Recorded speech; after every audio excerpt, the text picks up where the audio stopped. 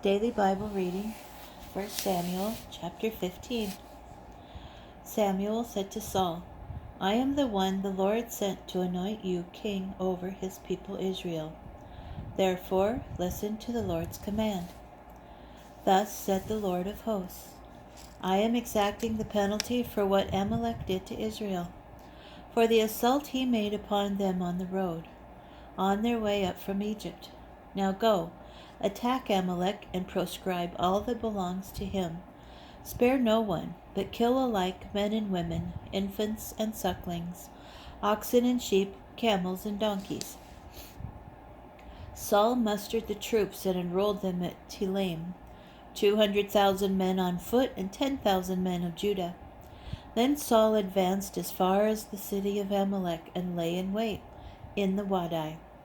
Saul said to the Kenites, Come, withdraw at once from among the Amalekites, that I may not destroy you along with them. For you showed kindness to all the Israelites when they left Egypt. So the Kenites withdrew from among the Amalekites. Saul destroyed Amalek from Havilah all the way to Shur, which is close to Egypt, and he captured King Agag of Amalek alive. He proscribed all the people, putting them to the sword. But Saul and the troops spared Agag and the best of the sheep, the oxen, the second-born, the lambs, and all else that was of value. They would not proscribe them. They proscribed only what was cheap and worthless. The word of the Lord then came to Samuel. I regret that I made Saul king, for he has turned away from me and has not carried out my commands.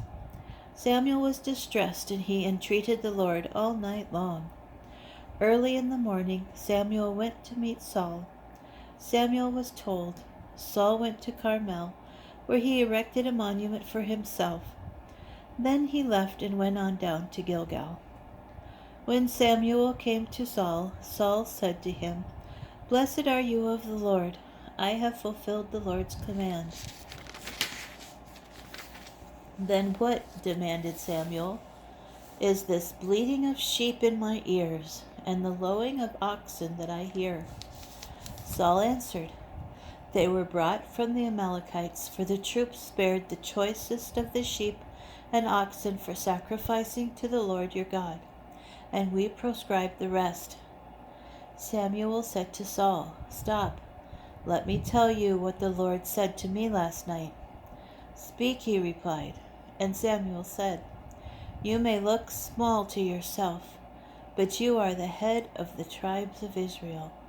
The Lord anointed you king over Israel, and the Lord sent you on a mission, saying, Go and proscribe the sinful Amalekites, making war on them until you have exterminated them. Why did you disobey the Lord and swoop down on the spoil in defiance of the Lord's will? Saul said to Samuel, But I did obey the Lord. I performed the mission on which the Lord sent me. I captured King Agag of Amalek, and I proscribed Amalek. And the troops took from the spoil some sheep and oxen, the best of what had been proscribed, to sacrifice to the Lord your God at Gilgal.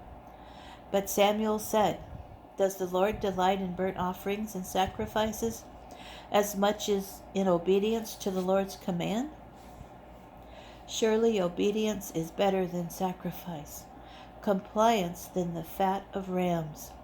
For rebellion is like the sin of divination, defiance like the iniquity of teraphim.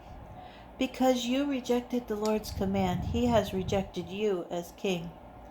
Saul said to Samuel, I did wrong to transgress the Lord's command and your instructions, but I was afraid of the troops, and I yielded to them. Please forgive my offense and come back with me, and I will bow low to the Lord. But Samuel said to Saul, I will not go back with you, for you have rejected the Lord's command, and the Lord has rejected you as king over Israel. As Samuel turned to leave, Saul seized the corner of his robe, and it tore. And Samuel said to him, The Lord has this day torn the kingship over Israel away from you and has given it to another, who is worthier than you. Moreover, the glory of Israel does not deceive or change his mind, for he is not human that he should change his mind. But Saul pleaded, I did wrong. Please honor me in the presence of the elders of my people and in the presence of Israel, and come back with me until I have bowed low to the Lord your God. So Samuel followed Saul back, and Saul bowed low to the Lord. Samuel said, Bring forward to me King Agag of Amalek. Agag approached him with faltering steps, and Agag said, Ah, bitter death is at hand. Samuel said, As your sword has bereaved women, so shall your mother be bereaved among women. And Samuel cut Agag down before the Lord at Gilgal. Samuel then departed for Ramah, and Saul went up to his home in Gibeah of Saul. Samuel never saw Saul again to the day of his death. But Samuel grieved over Saul, because the Lord regretted that he had made Saul king over Israel.